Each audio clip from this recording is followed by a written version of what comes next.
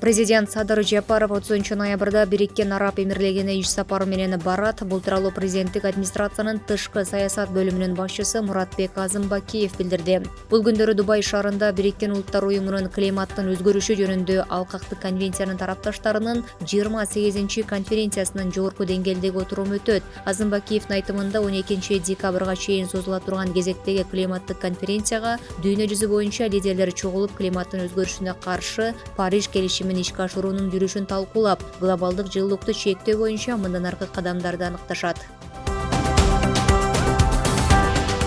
Министрлер кабинетинин төрагасы Акылбек Жапаров Лондон шаарына болгон жумуш сапарынын алкагында Лондон шаарынын лорд мэри менен жолукту. Алгач министрлер кабинетинин төрагасы Акылбек Жапаров Майнели мырзага кыргыз бийлигин жылуу тосуп алгандыгы үчүн ыраазычылык билдирип, Кыргызстан Улуу Британия менен экономикалык багытта эки тараптуу мамилелерди тереңдетүүгө артыкчылык берерин айтты. Акылбек Жапаров ошондой эле Кыргызстандын министрлер кабинети өлкөгө жагымдуу инвестициялык климатты түзүүгө багытталган бир катар чараларды кабыл алганын кошумчалады.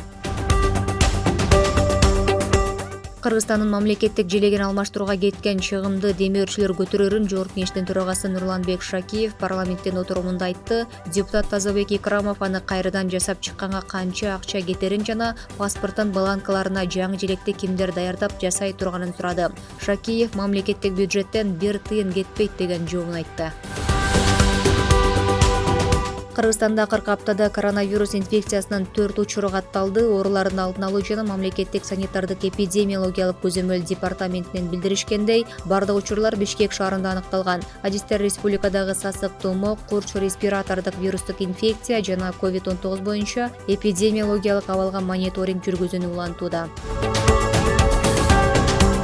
Кытай менен Кыргызстандын ортосунда жаңы түз аба каттама ачылат. Бул тууралуу Кытайдын Бишкектеги элчилигинен билдирди. Дипломатиялык өкүлчүлүктөн белгилешкендей, Кытайдын төрагасы Си Цзиньпин менен Кыргызстандын президенти Садыр Жапаровдун ортосунда жетишилген маанилүү макулдашууларды ишке ашыруу максатында Кытай менен Кыргызстандын тиешелүү органдары консультацияларды өткөрүп, эки өлкөнүн ортосунда түз аба каттамын ачуу боюнча бир пикирге келишкен. Ошентип 2024 жылдын 1-кварталында Пекин-Бишкек-Пекин маршруту боюнча жаңы аба каттама ачылат. Ошондой эле 2023 жылдын декабрында Ченду-Бишкек Ченду каттамын ачуу мерчемделүүдө.